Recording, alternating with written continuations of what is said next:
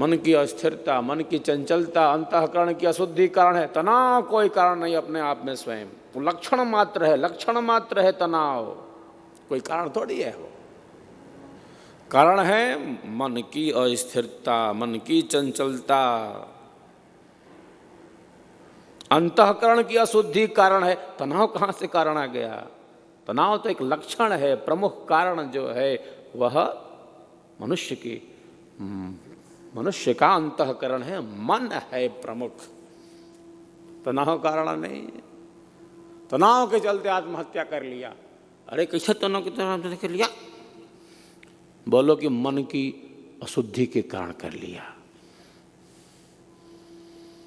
मन की अस्थिरता के कारण कर लिया। तनाव लक्षण मात्र है। ये घटनाएं बढ़ रही हैं। शरीर को नष्ट करने का जो महापाप है, इसको लगता है कि ये जो वर्तमान स्थिति है मैं इससे बच जाऊंगा। अब बच के जाओगे कहाँ? उसको ऐसा लगता है कि इन परिस्थितियों से मैं बच जाऊंगे, हठात एक क्षण में कोई डिसीजन ले लेता है। जेल में जो कैदी पड़ा है, बहुत बार बोलता है, बहुत बार पूर्व नियोजित नहीं रहता है, जो भी वह को कृत्य किया रहता है। ऐसा बोलता है कि पता नहीं क्या हुआ, अचानक ऐसी घटना घट गई। पहुंच जाता है, अपनी सजा भुगतता है, कानून उसको सजा देता है। कुछ उसके भीतर में कुछ विरोधी भावना रहती है, देश भाव रहता है, लेकिन कई बार उसकी अचानक ऐसा अंतःकरण उसका विकट हो जाता है तो बाद में पश्चाताप करता है, अचानक ऐसा हो गया। बात बिगड़ गई, छड़ी घटना घट गई कुछ। ऐसा अनियंत्रण है, ऐसा असंयम है, एक बार कुछ हो गया, ऐसा बोलता है। दुखों से घबराकर ये कहते हैं कि मर जाएंगे। दुखों से घबराकर ये कहते हैं कि मर जाएंगे। मर कर भी चैन न आया, मर कर भी चैन न पाया, तो प्यारे किधर जाओगे, किधर जाएंगे ये? दुखों से घबराकर ये कहते हैं कि मर जाएंगे, मर कर भी चैन न आया तो किधर जाएंगे? कितने महाकष्ट में चले जाएंगे, इसका कुछ पता है? बिल्कुल नहीं पता है। कुछ पता है क्या? कितना महाकष्ट का समुद्र आ जाएगा, इसका तनिक भान है। उसको लगता है कि इससे बच जाएंगे। अरे कहाँ बच जाओगे?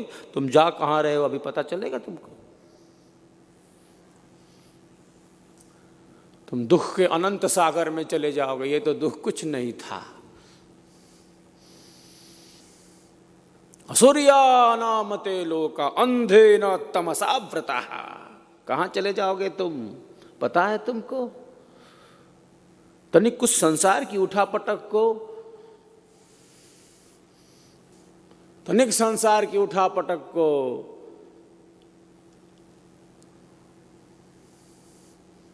न झेल पाए।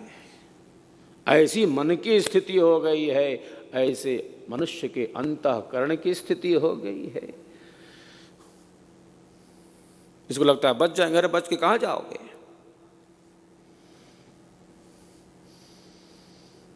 कितना गुना कष्ट बढ़ जाएगा पता है? दुख नहीं है कहाँ? वहाँ जहाँ ईश्वर का वास्तविक स्वरूप है। समाधि में दुख नहीं था, मोक्ष में दुख नहीं है। हम आनंद चाहते हैं, आनंद चाहते हैं। और उस अमृत कुंड से जो कुछ भी शरीर और संसार में मिटने वाला जो विनाशी सुख का क्षणिक अनुभव हो रहा है, वो सब ईश्वर का ही है। सब कुछ ईश्वर का है, कुछ भी भिन्न नहीं है उससे। जो कुछ भी है वो सब ईश्वर का है। जो तनिक अनुभव हो भी रहा है, जो मिट रहा है, वो भी तो उसी का है, और किसका है। सारे संबंध तुम्हारे नाते हैं प्रभु, परम पिता हो प्रभु। सारे संबंध तुम्हारे नाते हैं, क्योंकि सृष्टि का कारण वही, मूल में ईश्वर है। इन संसार के संबंधों के भी मूल में वही है। इन दुनिया में रहना किस तरह, संसार में जीना किस तरह, ईश्वर ने इतना दिया है विवेक। हमारे पास शक्ति है, उसको तो जागृत करना है। अंतःकरण की शक्तियों का विकास, जो चीज जैसी हो उसको ऐसा समझने का अभ्यास। तो दुखदाई मृत्यु है क्या? जन्म सुखदाई है। जन्म हो गया तो बहुत सुखदाई हो गया क्या? माँ के गर्भ में बहुत सुख मिला था क्या? और कहीं नरक है क्या? नरक कहाँ है? अनादिकाल से जन्म और मरण का यह चक्र चल रहा है। दुख कहाँ नहीं है? मोक्ष में नहीं है, परमात्मा में नहीं। गर्भ से बड़ा नरक कहीं है? बताओ। कितनी बार वो शिशु बेहोश हो जाता है, माँ के गर्भ में उल्टा लटक गया, बेहोश हो जा रहा है बेचारा उसी में। कद नरक है, नरक कहाँ नरक है बताओ? गर्भ में उल्टा लटक गया, घोर अंधेरे में, और कहीं नरक है तो बता दो। बेसुद्ध हो जाता है, बेहोश हो जाता है माँ के गर्भ में वो शिशु, कितना कष्ट भोगता है वह। माँ से ज्यादा शिशु भोगता है कष्ट।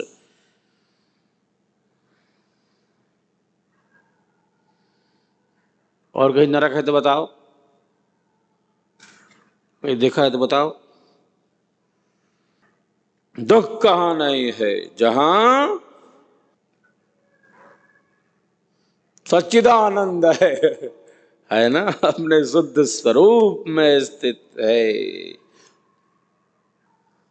सच्चिदानंद स्वरूप है मम आराध्य भगवान, बार बार वंदन करूं युक्ति भेद रत ज्ञान।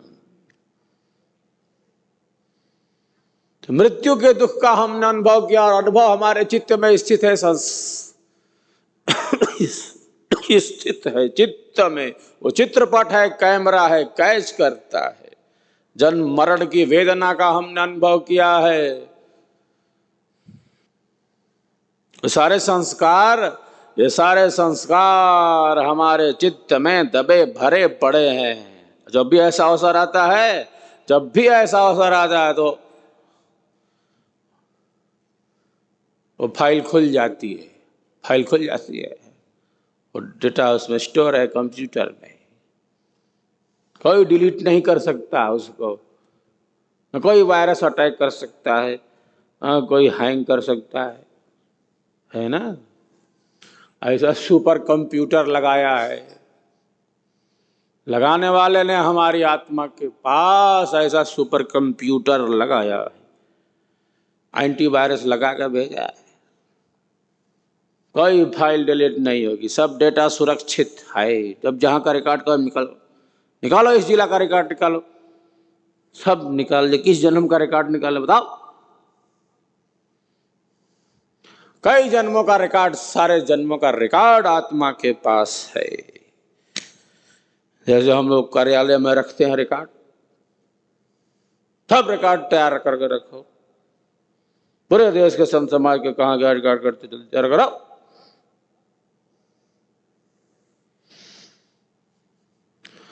और परमात्मा हमारे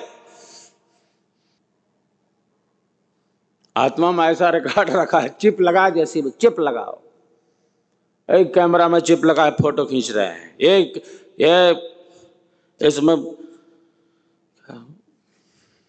रिकॉर्डिंग कैमरा, इसमें चिप लगाओ, कैसेट लगाओ, बदलो कैसेट, कैसेट का समय टाइम ज्यादा, दूसरा कैसेट लगाओ, परिवर्तन करना पड़ता है। इसमें ऐसा लगाया है, लगाने वाले ने ऐसा लगाया है, सब डेटा सुरक्षित, वेलकम, सेफ। एक जन्म का है क्या डेटा?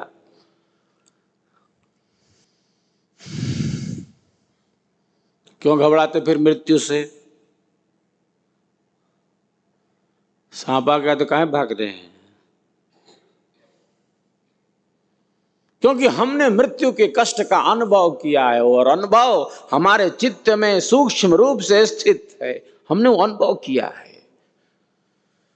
जन्म और मरण की वेदना का हमने अनुभव किया है, अनंत अनंत बार जन्म और मरण की वेदना का अनुभव किया है। और ये सारे संस्कार सूक्ष्म रूप से हमारे चित्त में दबे भरे पड़े हैं, और जब भी ऐसा समय आता है तो सारे संस्कार उठ के खड़े हो जाते हैं। अवस्था के अनुसार वो संस्कार उभरने लगते हैं, स्थिति के अनुसार वो सारे संस्कार उभरने लगते हैं। खरबूजे को देखकर खरबूजा रंग बदलता है, संस्कार बदलते हैं। वैसी स्थिति आई तो सारे संस्कार सामने आ जाएंगे। जो प्रक्षुब्ध है, वो तनु है, विच्छिन्न है और उदार, चित्त में अनंत अनंत जन्मों के संस्कार सूक्ष्म रूप से दबे भरे पड़े हैं। इसलिए मृत्यु से घबराते हैं, दुख से घबराते हैं, क्योंकि मृत्यु के कष्ट का अनुभव किया है। कितना कष्ट मिला प्राणों के छूटने पर। सभी प्राण वाले प्राण से बड़ी गहन आसक्ति रखते हैं।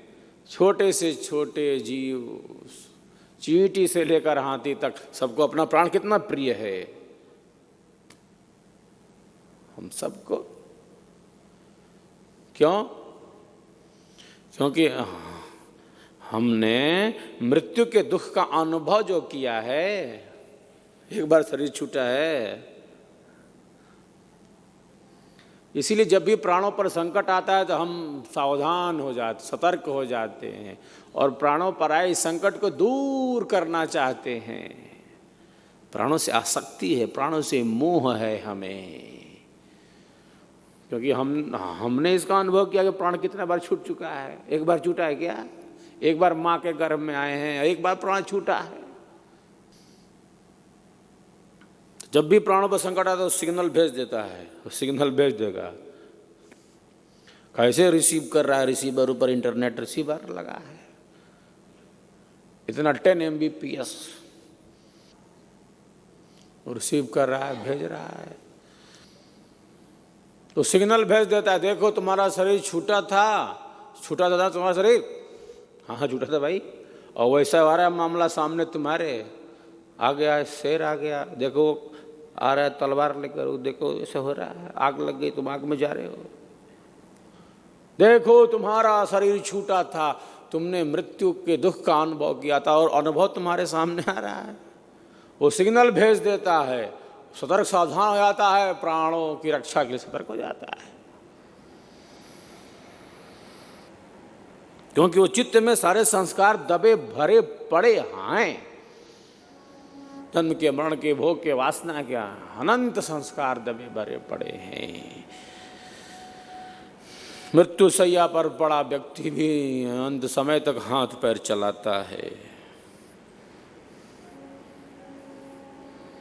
जब तक श्वास है तब तक आस है। हे प्रभु रक्षक, अरे वो तो रक्षक है ही है। आपने कितनी रक्षा की है धर्म की, अब उसका हिसाब किताब होगा। धर्मो रक्षति रक्षिता, वो तो रक्षा करने वाला है। उस सृष्टि की रक्षा का तुम्हारा रक्षा क्यों नहीं करेगा?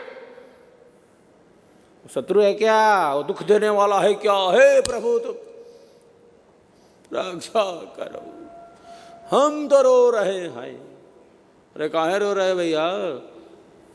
वो दुख देने वाला है क्या? क्यों ऐसा किया? ईश्वर ने बड़ा भारी गड़बड़ कर दिया। ईश्वर कभी अन्याय नहीं करता, न्यायकारी है, न्यायकारी है। अपने उचित विवेक का उपयोग करना है। दुख देने के लिए बैठा है क्या ईश्वर? और कोई काम नहीं किया उसको? हमारा काम है दुख देना, दूसरे को सताना, मारना, पीटना, बवाल उपद्रव, लड़ाई झगड़ा झंझट करना। ईश्वर का काम यही क्या? और कोई काम नहीं उसको? काहे कर दिया भगवान ऐसा? अरे काहे किया? हमारा काम है बवाल करना, दूसरे को परेशान करना, बिना मतलब ड्रामा नौटंकी फैलाए रखना, उसका काम थोड़ी है। अरे वो तो आनंद स्वरूप है, वो शांति स्वरूप है। कुछ भी हुआ तो ईश्वर को ही दोष देने लगते हैं। हे भगवान कहीं तुमने ऐसे कर दिया, तुमने क्या किया? कभी पूछता है? धर्मो रक्षति रक्षितः, जितने धर्म की रक्षा जितने की है, धर्म उतनी रक्षा करेगा हमारी। ईश्वर कोई दुख देने के लिए नहीं बैठा है। वो दुख दे रहा है, वो कब चाहता है कि हम दुखी रहें। अरे वो तो आनंद स्वरूप है, उसे तो कर्मों का फल देना है बस। वो तो आनंद स्वरूप है, परमानंद स्वरूप है। वो कब चाहता है कि कोई दुखी रहे? वो तो स्वयं परम प्रकाश स्वरूप है, आनंद स्वरूप है, कर्माध्यक्ष है, फल प्रदाता है, न्यायाधीश है, तो सुख प्रदायक है, सुख स्वरूप है। दुखदाई है क्या? समाधि में दुख है क्या? मोक्ष में दुख है क्या? परमात्मा में दुख है क्या? है? नहीं है। जब है ही नहीं तो काहे को देगा भाई? जो का काम दुख देने के लिए बैठा है क्या?